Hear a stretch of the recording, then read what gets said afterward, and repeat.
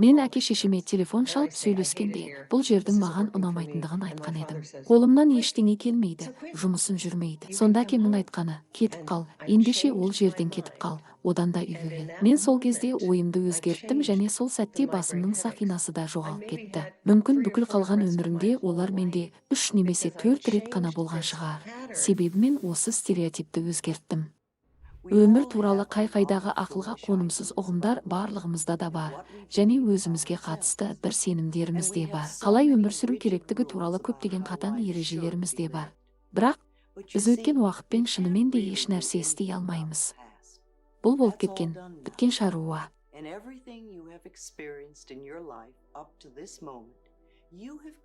Осы уақытқа дейін басыңнан өткерген барлық жағдайларды сен өзің кешегі, өткен аптадағы, өткен айдағы, өткен жылға, қанша жылға артқа қайтсаң да, 10, 20, 30, 40, 50, 60 жыл бұрынғы ойларыңмен, сезімдермен, сенімдермен жасадың. Мен тағы да қайталап айтайын, әрқашан күш-қуаттың көзі дәл осы сәтте болады. Бұл дегеніміз, дәл қазір, дәл осы жерде ойлауды бастаған нәрсеңіз ертеңгі күнді, келесі аптаны, келесі айды және келесі жылды қалыптастырады. Өткен шақ бізге билік ете алмайды. Күш дәл осы мезетте бар, біз дәл қазір, дәл осы жерде еркіндікті бастай аламыз. Біз өз ойларымызды таңдамаймыз деп ойлайтын шығармыз, бірақ олай емес. Меніңше, барлық адамдарда, барлығымызда белгілі бір дәрежеде өз-өзімізді жек көретін, өз-өзімізді кінәлайтын сәттер болып жатады. Осындай сәттер неғұрлым көп болса, соғұрлым өмірімізде нашарлайды. Ал керісінше, мұндай жағдайлар неғұрлым аз болса, соғұрлым өмірімізде жақсарады.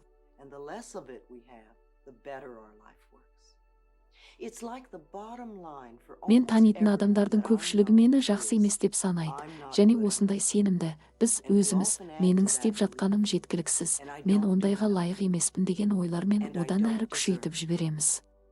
Яғни, егер де сіздің түп санаңызда мен соншалықты жақсы емеспін, мен ондайға лайық емеспін деген күшті сенім бар болса, онда бізге лайықты өмірді қалыптастыру өте қиынға соғады.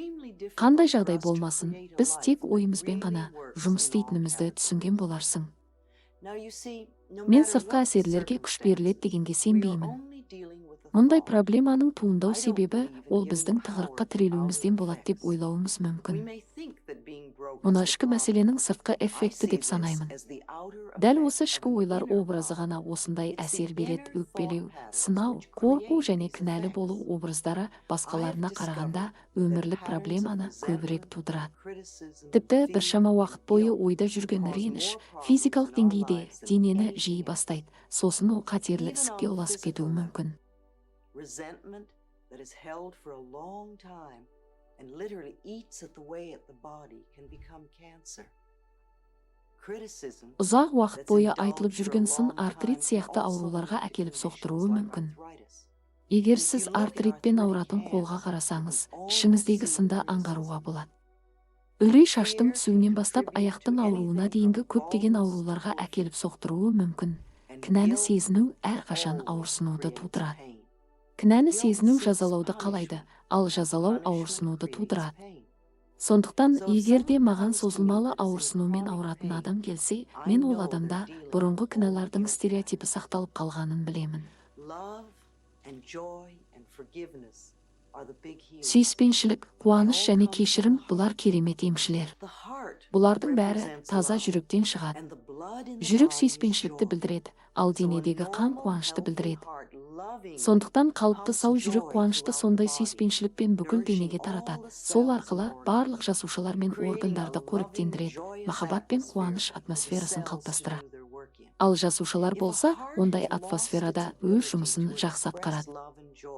Егер жүрек сүйіспеншілік пен қуанышты білдіру қабілетінен айырылған болса, кешірім оған есік ашады. Біздің проблемаларымыздың көпшілігі жауапкершілікті біз өзімізге алмай, өзгелерді кінәлайтынымыздан туындайды. Егер біз өз өміріміздегі жауапкершілікті өзіміз көтеретіндігіміз рас болса, онда кінәлайтын ешкім қалмайды. Тіпті өзіңді де кінәлай алмайсың. Әрбір сыртқы әрекет, бұл бар болғаны біздің ішкі ойлау моделіміздің айнасы. Мүмкін бұл өмірге деген жаңа көзқарас болар, себебі көп адамдарға барлығына өзі кінәлі екенін ойлаған ұнайды.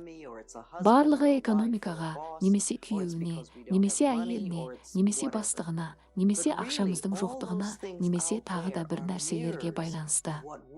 Шын мәнінде, барлық осы сыртқы факторлар ішіміздегі ойларымыз бен сенімдеріміздің айнасы, солардың көрінісі. Мысалы, егер де бәрі әрқашан сені сынап мінеп жататын болса, және сен барлық адамдар әрқашан мені сынап мінейді дейтіндердің қатарынан болсаң, онда мынаны біліп жүргенің абзал. Сынау, мін айту, бұл сенің әдетің. Сенің ішіңде, мүмкін сен оны өзің де білмейсің, өзіңді сынауға лайықты адаммын деген бала кезіңнен қалған бір сенім бар. Сондықтан өзіңнің осындай сеніміне, осындай жүріс тұрысына байланысты өміріңе саған сын көзбен ғана қарайтын адамдарды тартасың. Тіпті кейде сен өзіңе сын көзбен қарамайтын адамдарды да тартуың мүмкін. Сен олардың қасында болғандықтан және сенен сәулеленетін вибрацияның әсерінен сен сынды олардан өзің тартып шығарасың. Өзіміздің қандай да бір өмірлік тәжірибемізді өзгерткіміз келе ме, келмей ме, немесе бір физикалық проблеманы шешкіміз келе ме, келмей ме, бірінші кезекте бұл туралы жай ғана айтуымыз қажет. Осындай қобалжуды немесе осындай жағдайды тудыратын ішкі образды босатқым келеді, шығарғым келеді деп айтуымыз керек. Ауруың туралы ойлаған сәттерде әркез мұны қайта-қайта қайталасаң болады. Қазір осыны менімен бірге қайталап айтып көрші. Осындай жағдайды тудырған ішімдегі образды менің шығарғым келеді. Осы аффирмацияны айтқан сәтте сен жәбір көрушінің рөлінен шығасың. Сен енді дәрменсіз адам емессің. Сен өзіңнің күш-қуатыңды мойындадың. Енді былай деп айт, мүмкін мен әлі мұны түсінбеген шығармын. Қалай екенін білмеймін, бірақ осы қиындықтардың туындауына менің де үлесім бар екенін түсіне бастадым.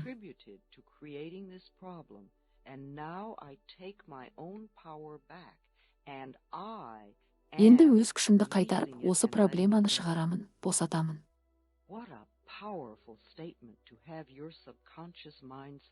Бұл сіздің түп санаңыз қолдайтын өте күшті тұжырым. Біреуге деген реніш, өзіне деген сын көзқарас, өткен шаққа деген кінәлі сезім және болашаққа деген үрей, мұның бәрі біздің басымызда болуы мүмкін ең жаман, қиратқыш ақыл-ой образдары.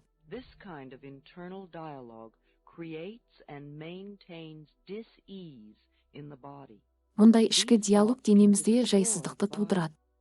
Мұндай ойлар денені бұзуы мүмкін.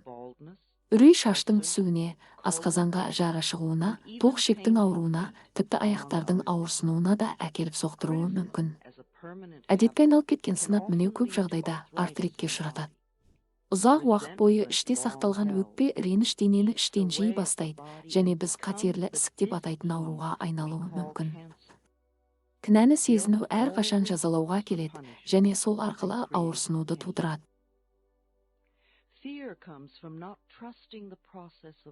Өмір ағысының өзі бізге көмектеседі дегенге сене алмағандықтан үрей туындайды. Біздің өміріміздегі ең қымбаты бұл біздің тынысымыз. Егер де сен келесі демді тартпасаң, онда 3 минутқа да жете алмай қалар едің. Дегенмен сенің келесі жасайтын демің, сен тыныс алған кезде, тіпті сенің ойыңа кіріп шықпайтын жерде болатындығына сен сенесің. Ендеше бізді жаратқан күш бізге өміріміздің соңына дейін жететін тыныс дем берген болса, қалған барлығының да біз үшін жасалатындығына сене алмаймыз ба? Келесі жолы сенде үрей, қорқыныш туындаған кезде ауаның қаншалықты мол екені туралы ойла және былай деп айт: мен өзімді өмір ағымының қамқорлығына сеніп тапсырамын. Әркез біреу ауырсынуды сезініп жүрсе, мен ол адамның өзіне үлкен кінәні артып жүргенін білемін.